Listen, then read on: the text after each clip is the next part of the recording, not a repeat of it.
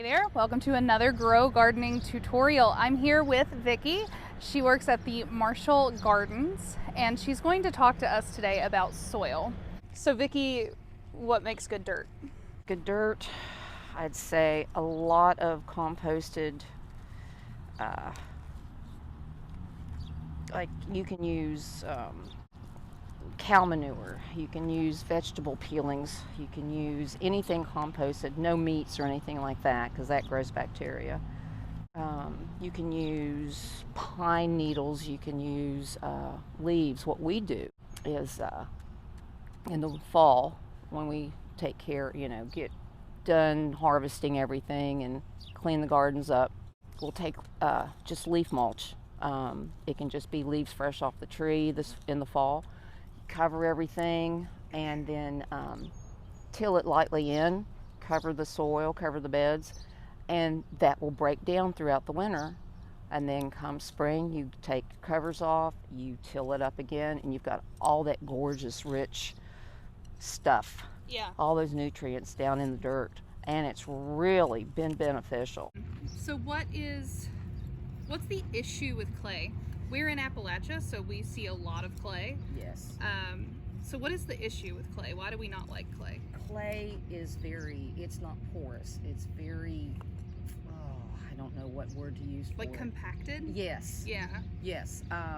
The roots have a hard time growing. If you plant in nothing but clay, you should always, once you get your hole dug, you take your shovel or whatever and you score all the way around. And that will help the roots find a way into and out away from the plant itself. Can you show us what that looks like? What do you mean? Like, can you demonstrate? Okay, wait a minute.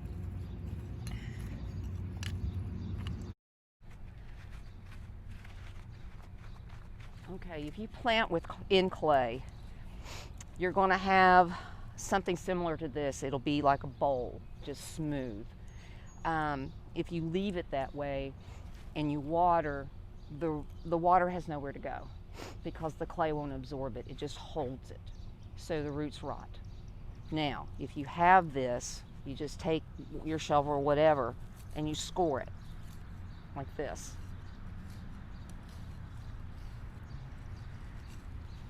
And that will force the roots to find these crevices, and then they will go out and grow. And plus, it'll give the water a chance to seep further into the ground. We had 3 examples of fertilizer just in the shed over here, and I thought we could talk about these specifically just because we have them around. So we've got blood meal and some all-purpose liquid plant food, and then we've got the tomato and vegetables. Mm-hmm. So I see on these the liquid fertilizer and our tomato vegetable fertilizer, there are these numbers. You can see them, 10, 15, 10. So that speaks to the nutritional content of the fertilizer. The first number is for stem growth and leaf growth. The middle number sets your bloom for fruit or veggies, whatever. The last number is for root growth. Those are the nutrients needed to give your plant a well-balanced diet, basically, so that they can give you a well-balanced diet. Now, I learned recently, and I just thought this was really cool, that in containers or in certain beds, if you don't want to over-fertilize, you can plant like a leafy vegetable with something that fruits. So like lettuce with tomatoes, and that they will use the same, like they will use different nutrients, which I didn't know. I thought that was really cool. Yeah, they can survive well because they don't have to fight for the same food source. So if you want to prepare your garden for growing, what are the steps that everybody needs to take? First of all, weed. You don't want these nasty buggers in here, unless it's purslane and you're really into eating purslane. Basically, just what you want to do is, like I said, we start in the fall. We amend the soil with leaf leaf mulch, leaf matter. Till it in, cover it up, let it do its thing. In the spring, take your covers off, till your dirt up, see what you've got. Well, I'll tell you what really surprised me this year. When I was tilling, we have a buttload of earthworms in here. Oh. And the more earthworms you have, the better your soil is.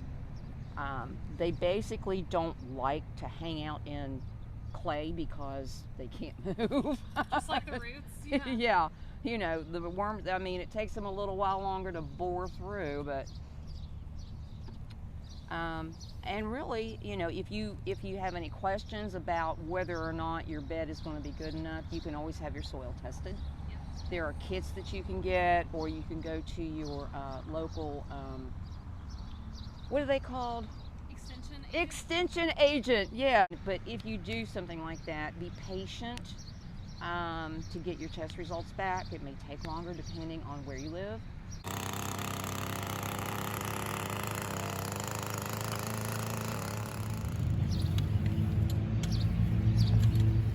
And remember, there's a difference between potting soil and garden soil.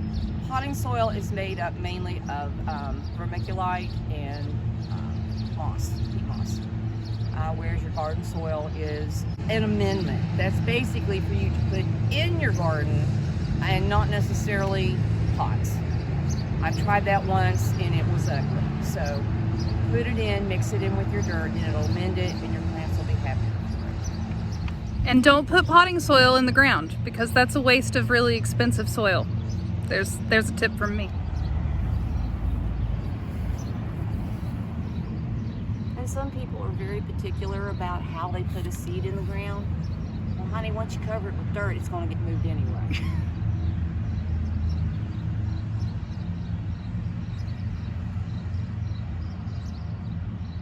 You just basically want to space them so they don't bunch up.